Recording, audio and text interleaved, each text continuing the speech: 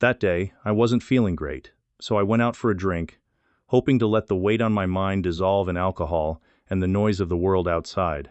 The night had advanced by the time I returned to the condominium, the slightly cool air contrasting with the warmth the alcohol spread through my body. And there he was, Mr. Simas, standing tall at the entrance. His firm and steady posture exuded effortless authority. His 45 years sat on him like a fine wine aged to perfection. His well-groomed, full beard, sprinkled with gray, accentuated his serious and watchful expression, while his equally graying hair completed that mature and irresistible look. His security uniform, perfectly fitted to his robust frame, only enhanced his commanding presence. The firm fabric outlined his strong arms, and the slightly open vest revealed just a hint of his broad chest. His eyes, always scanning the street, flickered in my direction for a brief moment, assessing me as he always did with that professional neutrality that still carried something more, something that made my stomach twist in a way that had nothing to do with the alcohol. When the rideshare car stopped at the entrance, I saw Mr. Simas's attentive gaze land on me. He recognized me instantly. His serious expression showed no surprise, but something in it shifted perhaps a subtle trace of concern. Without hesitation, he left another security guard at the post, got on the motorcycle used for condominium patrols, and followed the car to my house. The smooth hum of the motorcycle beside me during the ride gave me a strange feeling, a mix of safety and nervousness. He knew I had lived alone since my father passed away a few years ago, and was familiar with my routine. At 20, I didn't usually drink like that, and he realized it the moment he saw me. The car moved through the silent streets of the condominium, and through the rearview mirror, I could see Simas's firm silhouette on the motorcycle, his headlights casting his presence onto the dark road. At every turn, every stop, he maintained the perfect distance close enough to ensure I got home safely, but without invading my space. Even without exchanging words, his actions spoke volume. Mesh was watching, making sure I wouldn't be left alone in that state. As soon as the car stopped in front of my house, before I could even move, I sensed his presence. Mr. Simas was already there, standing by the door, imposing as ever, arms crossed over his chest, watching me with that firm but not unkind gaze. The moment I opened the door, he tilted his head slightly and asked, his deep and controlled voice cutting through the quiet night, "Are you okay, Luke?" His tone wasn't just procedural. There was something more there, a veiled care, a discreet yet present concern. I stepped out of the car, feeling the lingering dizziness from the alcohol, and replied in a steady tone, trying to sound firm. "I'm fine, Mr. Simas." But he didn't seem convinced. He took a step forward, close enough for me to catch the woody scent of his cologne, which always seemed to suit him. "Come on," he said, voice low but firm. "I'll walk you in." As I opened the door, the soft light of the living room illuminated the silent space. We stepped inside, and before I could say anything, I heard his firm voice behind me. "Are your staff home, Luke?"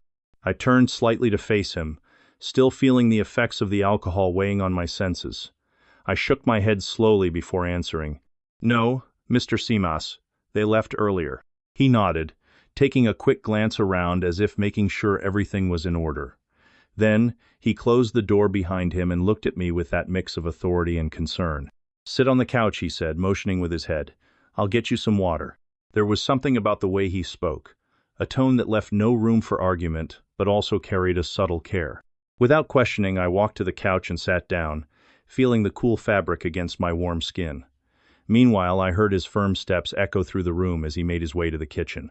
He returned with a glass of water and handed it to me, his strong fingers holding the glass effortlessly. I waited for him to say something, and then it came direct and to the point. "Are you feeling better? I'll be leaving soon." I was fine.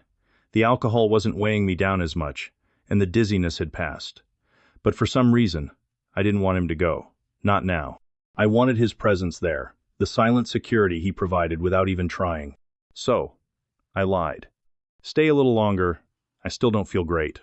He studied me for a moment, his dark eyes assessing whether my excuse was real. But in the end, he just nodded, as if unwilling to argue. He sat down on the couch beside me, saying nothing else, and turned on the television. I leaned back, letting out a quiet sigh as I closed my eyes. His presence so close made the space feel smaller, warmer.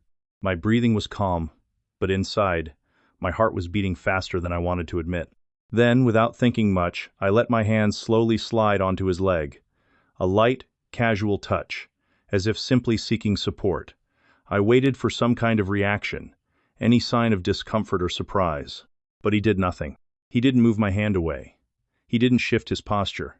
He just remained there still, letting my palm rest on his thigh. That was enough to send a shiver up my spine. My body reacted instantly, a different kind of warmth spreading through me. My breathing grew slightly heavier, and suddenly the room felt quieter than before. I let my hand move further, feeling the firmness beneath the fabric. My heart pounded at the same moment, and before I could go any further, he finally reacted. Mr. Simis looked at me, his dark eyes now more intense, carrying something between desire and restraint. "Luke, don't do this. You're not in the right state." His voice was low, husky, as if he himself was struggling against the moment, but I already knew the answer before I even asked. "You don't want this?"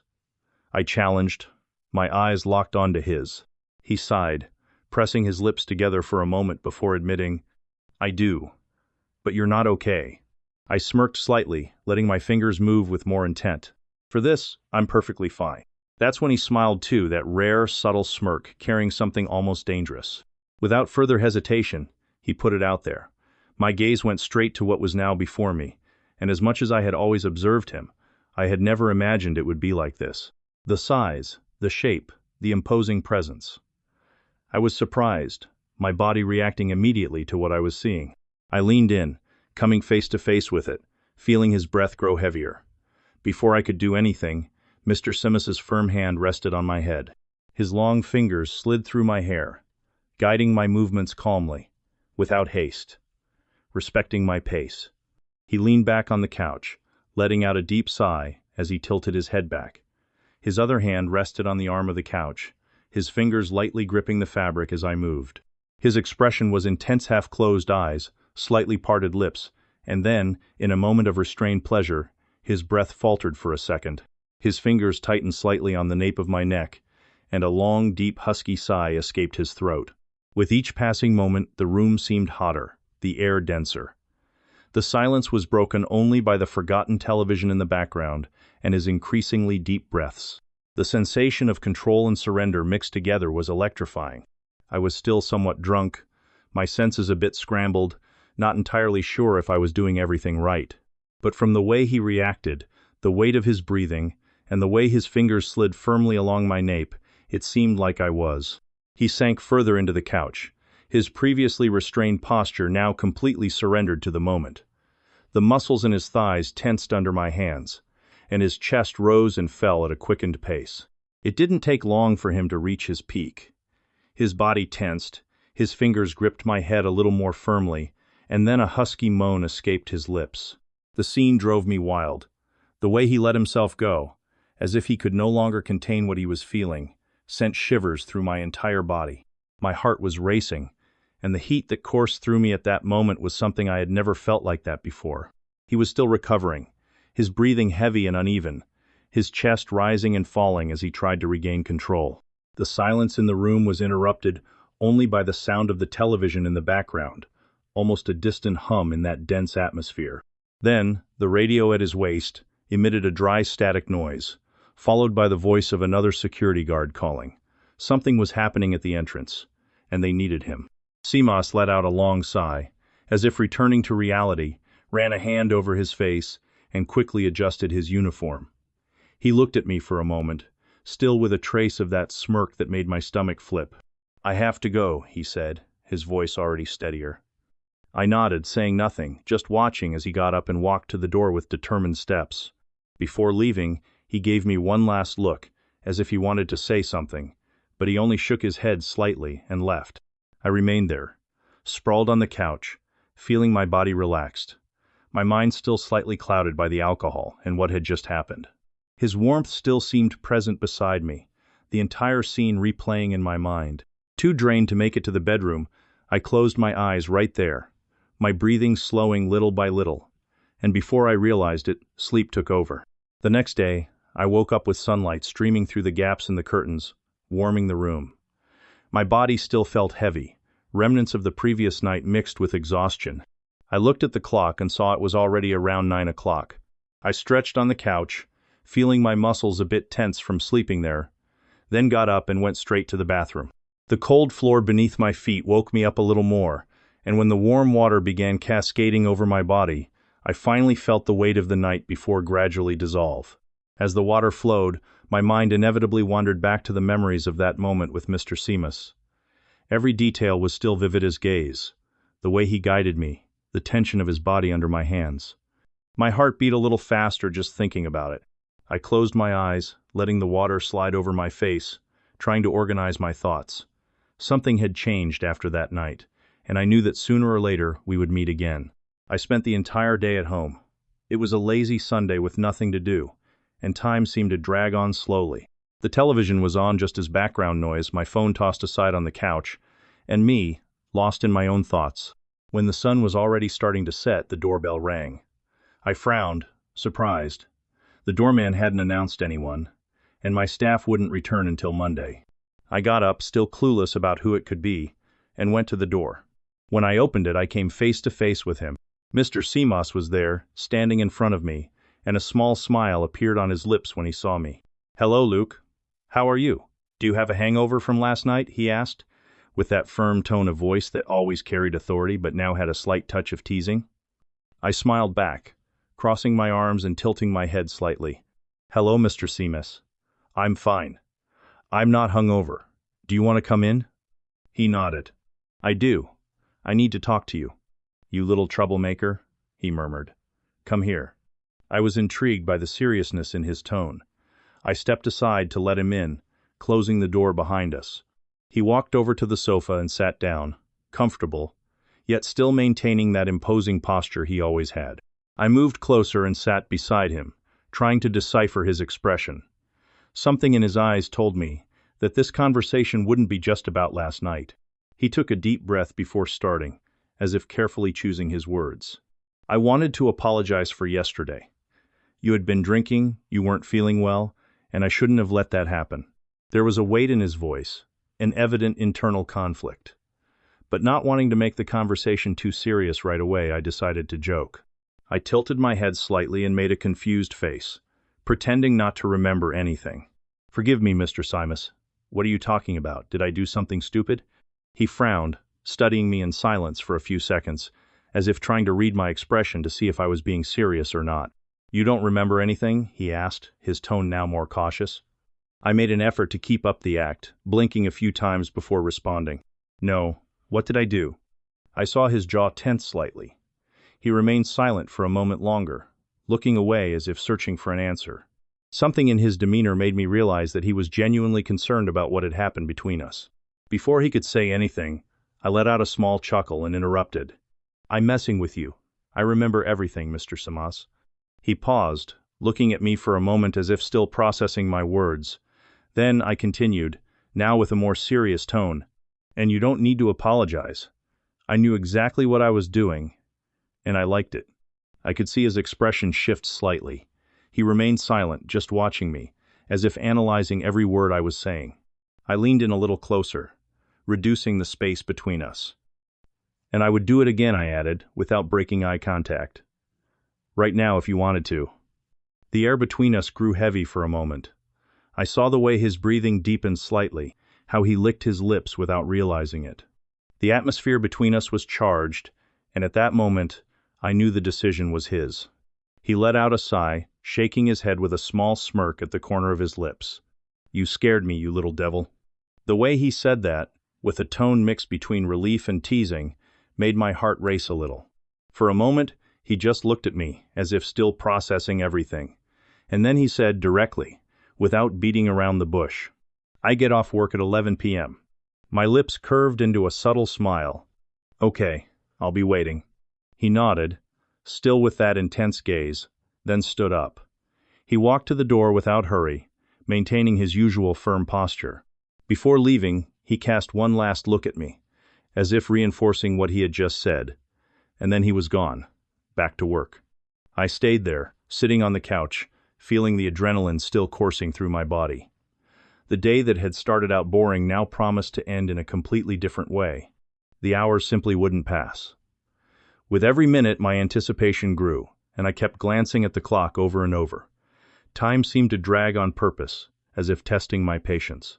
But finally, the clock struck 11 p.m.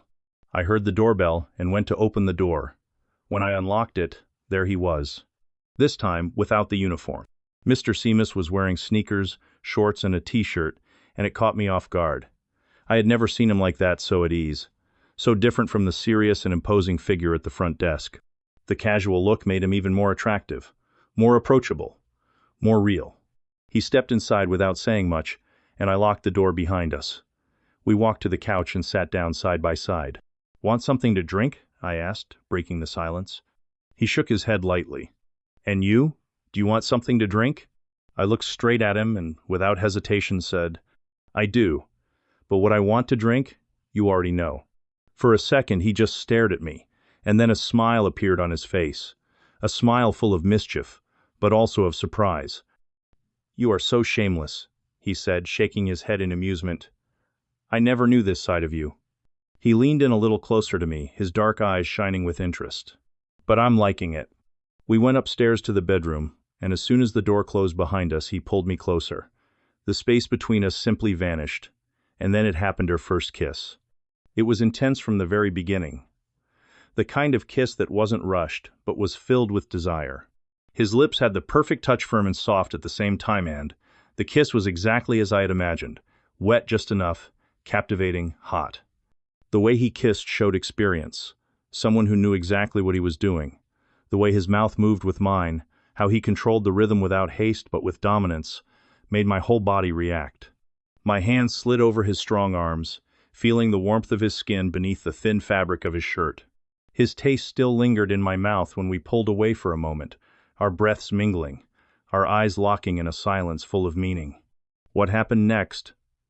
Well, I can't describe it here, but I can say without hesitation, it was the best experience of my life.